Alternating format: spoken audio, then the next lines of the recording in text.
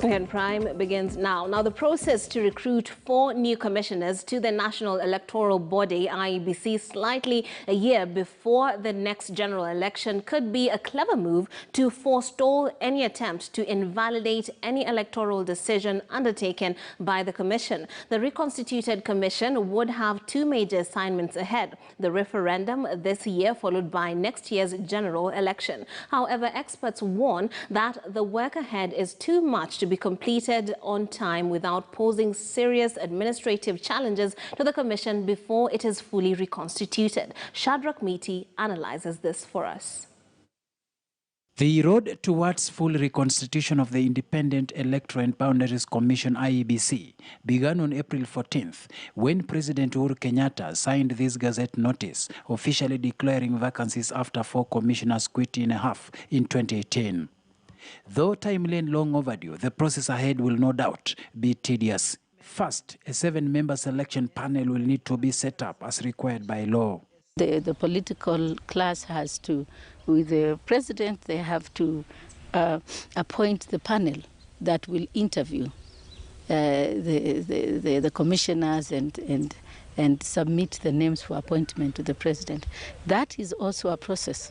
So it doesn't mean that because the Gazette notice came yesterday or the day before or whatever, that in the next 2 weeks we are going to have a commission.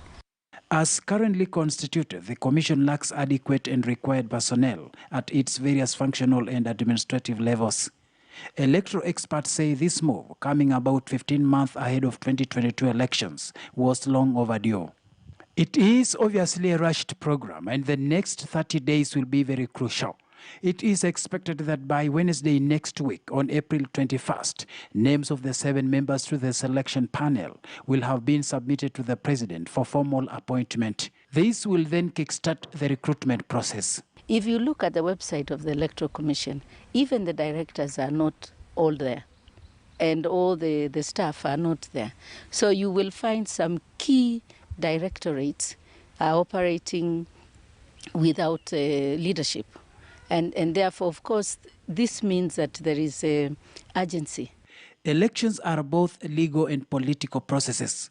And with talk of a referendum sometimes mid this year, the move to reconstitute the electoral body could be a well-calculated one to cushion IEBC from any legal challenges which might emanate from any decisions and declarations pronounced by the Commission on any form of poll outcomes or other responsibilities that require the Commission to be constituted.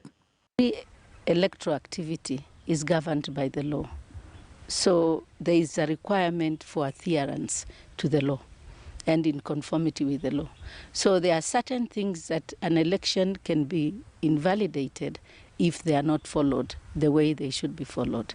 So I suspect that when the new members join the commission, there will be a need to sit down and prioritize on what needs to be done to make sure that to give legitimacy and credibility to the referendum or the election, whichever comes first.